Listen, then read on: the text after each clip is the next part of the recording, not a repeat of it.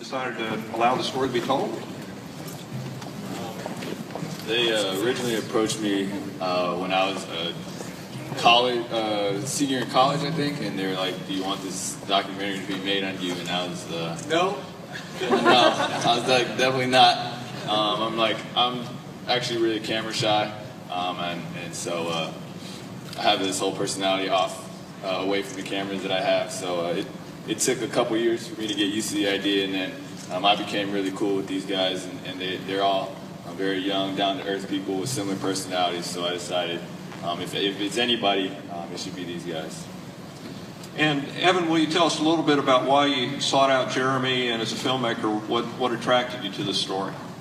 Sure. I mean, when I first heard about him, he was at Harvard, and he was, making a lot of waves there. He was breaking some records, winning a lot of games. But one of the biggest things was he was dunking.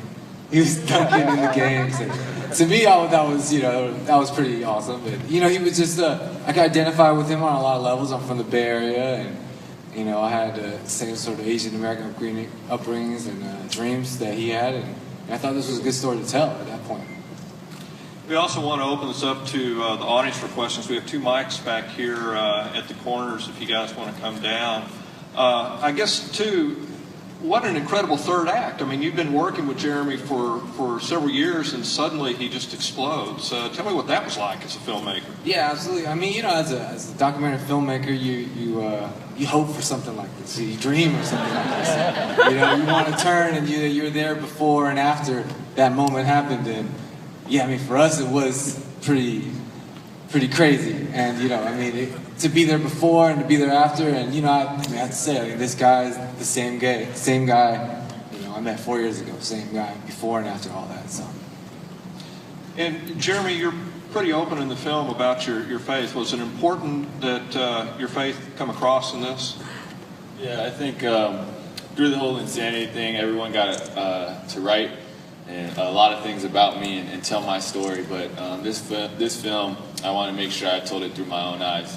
And faith is everything to me, and it's a huge reason for everything that I do. And so we wanted to make sure that we definitely shared it through the story, because it really is what got me through the toughest of tough times. And so I'm just thankful for that, and I'm thankful that I can share with everybody. Okay. Well, let's start back here.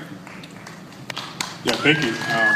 My first question, you were kind of going into it, but I was just wondering, is there anything, after you've seen this film so many times, is there anything about your faith?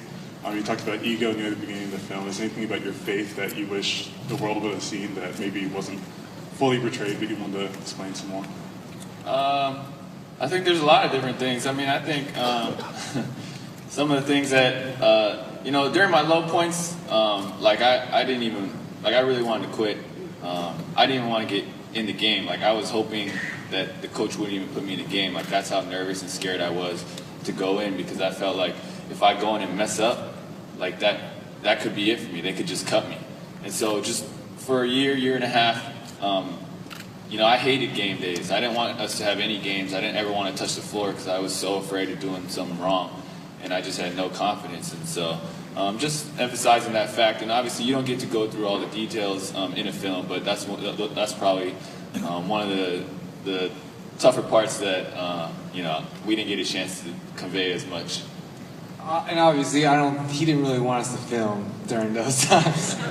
Like, when I was going through the airport on my way to Houston, like, I almost punched Alan in the face because he was like, "We got to film." And I'm like, "Dude, I'm not filming right now. I just got cut. I'm not filming." But they dragged me through it, man, and now it's like the best footage, like, ever that we, like, for us, for the film-wise, like, talking right after I got picked up by the Knicks and things like that.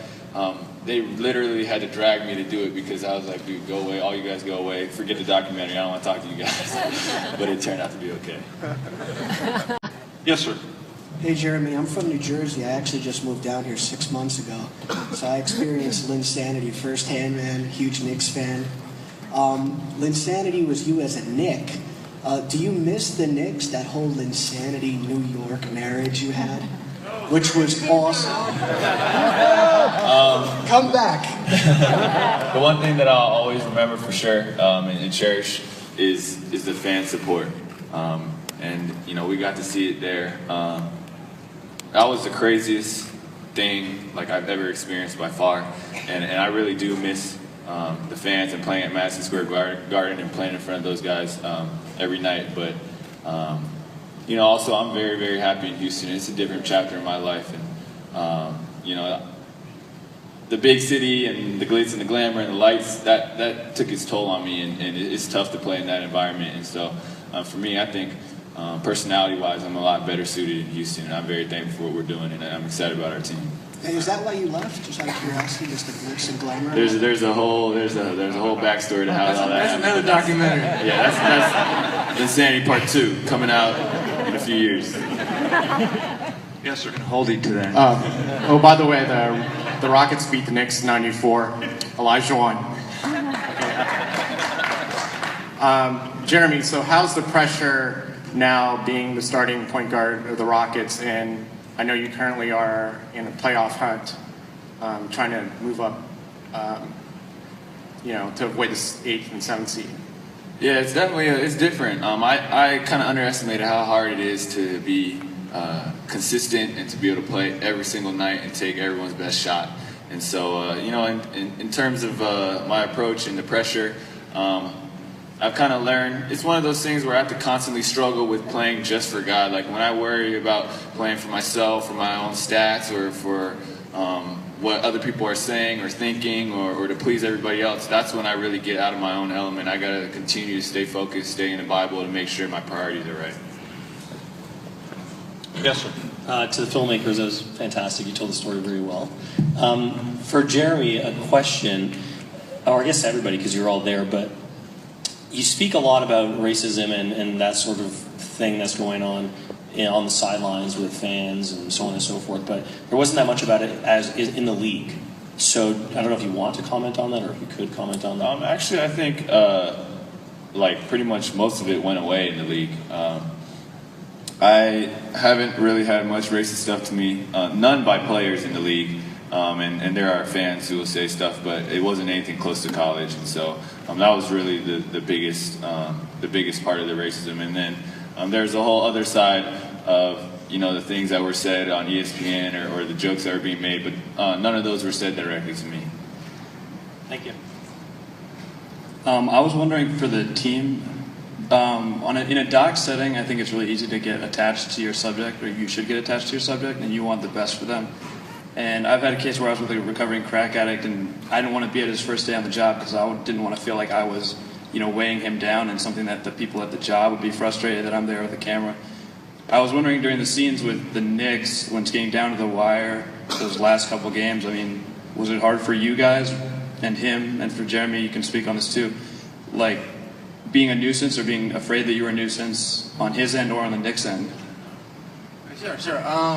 I mean, I think as a documentary filmmaker, you have to build a certain level of trust between, you know, the filmmaker and the subject, and you have to be cautious, to be aware of that space, because you're telling your perspective. It's not, you know, I'm trying to tell, I'm being a conduit of his story, but you have to keep your distance. And, you know, that's something we're very conscious of, you know, as filmmakers, to tell the best story we can tell in, you know, 88 minutes. You know, and this is also our story, you know. So, you know, that's basically. And also, it's just a matter of us, you know, being friends and understanding and just talking it through. And sometimes I really couldn't do it. I was like, dude, I can't. I have nothing left for you guys. I have no energy, or my mind's on other things. And then there are other times where they're like, look, we really need to get this. You really need to do this. And so, you know, it was great. And we've developed a really cool friendship. And so, you know, we'll hang out even when the doc's all said and done with. So it was a special time. When things weren't going so well, did the organization ever get frustrated by you guys being around so much?